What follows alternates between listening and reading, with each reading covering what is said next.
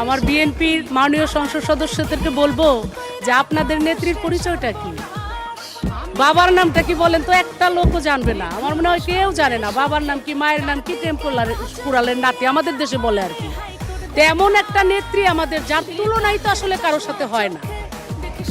কিন্তু আমার এত আনন্দ হচ্ছে আজকের এই দিনে যে আমরা মাত্র আমাদের ইতিহাসে আমাদের জীবনে এমন কিছু পাবো কিনা আর জানি না। মাননীয় স্পিকার, যেই পদ্মা সেতু, স্বপ্নের পদ্মা সেতু আমরা উদ্বোধন করে আসলাম, দেখেছি লক্ষ লক্ষ মানুষের উপচে পড়া ভিড়। মাননীয় স্পিকার, আমরা ঢুকতে পারি না, কত মাইলকে মাইল হেঁটে হেঁটে ঢুকতে হয়েছে, এত মানুষ এসেছে। সকলের মনে একই কথা যে যে পদ্মা সেতু করে দিলেন, যে স্বপ্নের বাস্তবে আমরা রূপ দেখলাম, এটা আসলে বঙ্গবন্ধুর কন্যা বলেই সেটা সম্ভব হয়েছে।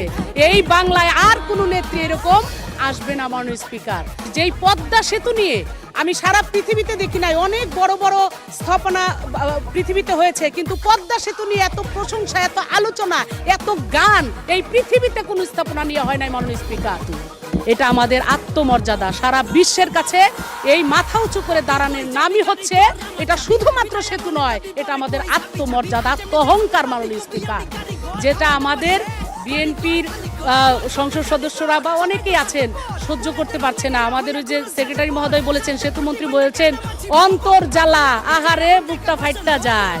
হ্যাঁ, আপনাদের বুকটা ফাইটটা যায়, কারণ আমরা যখন উন্নয়ন করি, আমাদের বিরোধী দলীয় চিফ হুইপ এই কথাটা বলেছেন মনে হয় এখানে, যে যখনই সরকার উন্নয়ন করে তখনই বিএনপির বুকটা ফাইটটা যায়।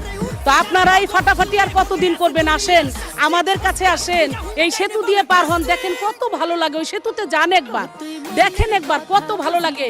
মানুষ কি বলে, মানুষ এখন মহিলারা, আমি মহিলাদের কাছে যে শুনি, মহিলারাও বলে যে মহিলারা শাড়ি গয়না পেলে খুব খুশি হয়। কিন্তু আমরা এবার বলেছি যে শেখ হাসিনা যে কাজ করছেন, এই কাজের বিনিময়ে নৌকাতে যদি আগামীতে ভোট না দেন, তাহলে শাড়ি গয়না চাই না, বাপের বাড়ি চলে যাবো গুস্সা করে, দেখি কে রান্না বাড়া করে তোমাদেরকে খাওয়ায়।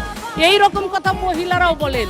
দারুণ খুশি হয়েছেন জননেত্রী শেখ হাসিনার উপরে, এবং তার জন্য আল্লাহর কাছে দোয়া করেন, প্রাণ ভরে দোয়া করেন যে আল্লাহ যেন এমন একটি মানুষকে অনেক অনেক বছর বাঁচিয়ে রাখেন আমাদের মধ্যে, এই দেশের ভালো কাজ করবার জন্য।